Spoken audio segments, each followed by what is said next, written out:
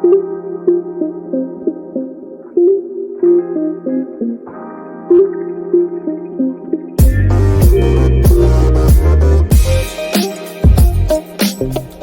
listening to the ELT Practitioner Podcast, the show that brings teachers from all over the world together with your host, Rosita.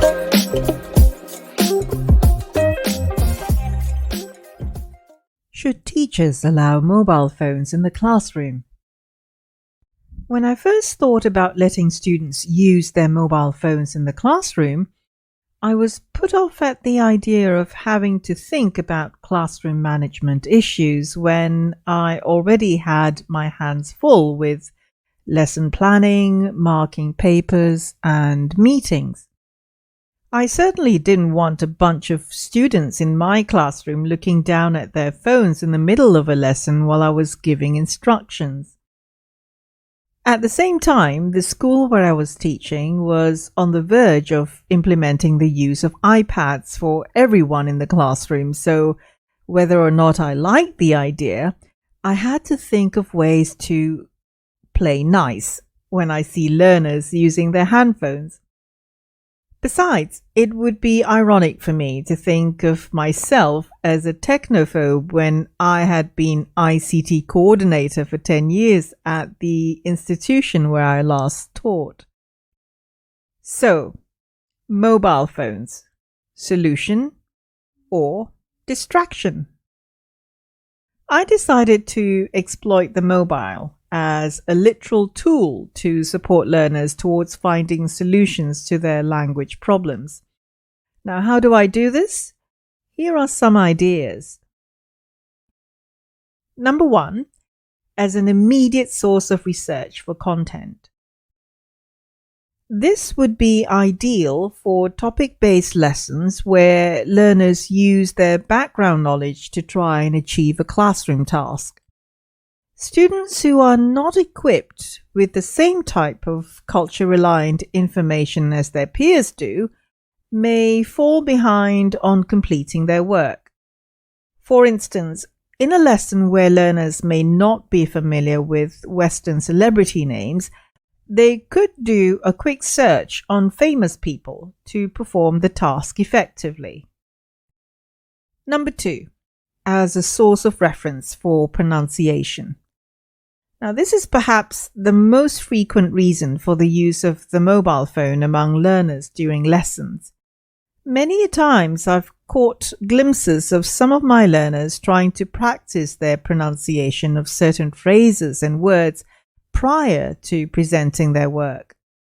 As long as teachers are frequently reminded that there is a time and place for exploiting the mobile phone to the lesson's advantage, then why frown upon them? Number 3, as a game tool. I must admit that before I taught at the last school I worked for, I had never heard of the application called Kahoot. It was only introduced to me by a colleague who had been using it with his class and worked a treat. Teachers could create quizzes of lessons that they would like to review from within the app. The premise is for students to use their mobile phones to compete with each other in the classroom in answering questions as quickly as they can. There are also similar classroom game shows that teachers could use, such as Quizzes or Quizlet and Gimkit. If you would like to compare the pros and cons of using each game and see if they're a good fit for your class, you can check out the reviews from the link on the show notes.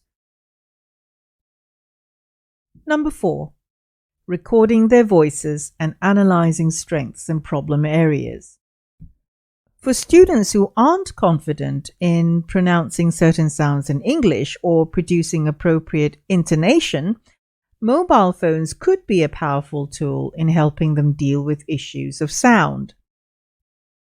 Audiobooks would be a good start for learners to not only improve their listening skills, but would be a helpful way for them to work on their verbal manipulation skills. Students could choose an audiobook on a topic or story that they are interested in and perhaps shadow read as they go along.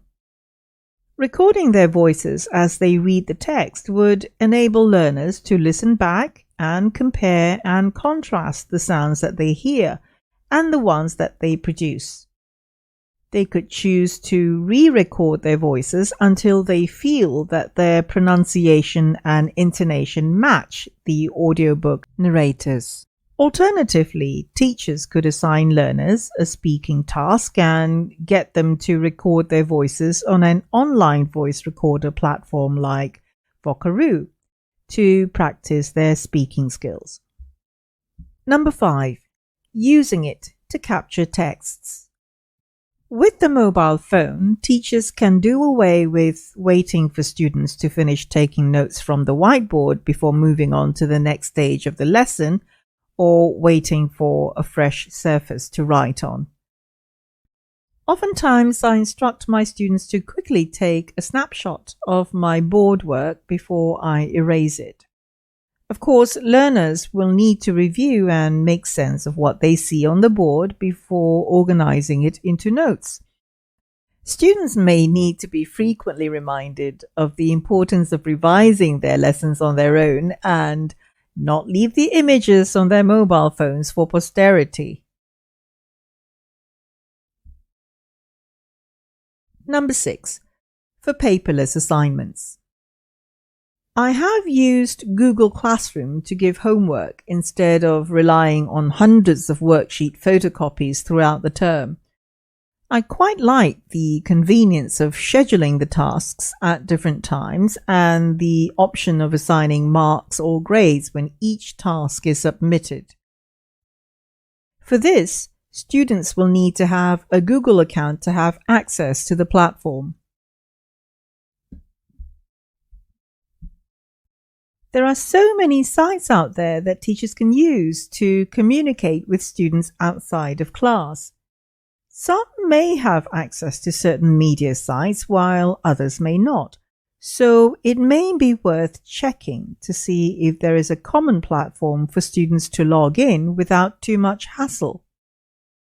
For example, I use WeChat for learners without access to Google, Facebook, Twitter, or YouTube. Those who do have access are also able to log in to WeChat quite easily without the trouble of registering their personal information. We have used this to post photos of what we did over the weekend and other forms of sharing and interaction. Teachers may do well in laying out certain rules for this, such as keeping communication only in English, respectful communication, and rights to privacy. On my blog, you can watch a video of my students using their mobile phones in class to research information on a task. Do let me know if you have tried to use these in your own lessons or if there are any interesting mobile phone activities that you would like to share with everyone. Until next time, this is the ELT practitioner signing off.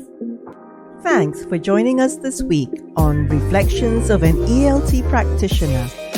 Make sure that you visit the website at lwxFH.com where you can subscribe to the show on Apple Podcasts or Spotify so you'll never miss a show. While you're at it, if you have found value in this show, we'd appreciate it if you'd simply tell a friend about the show. Be sure to tune in next week for our next episode.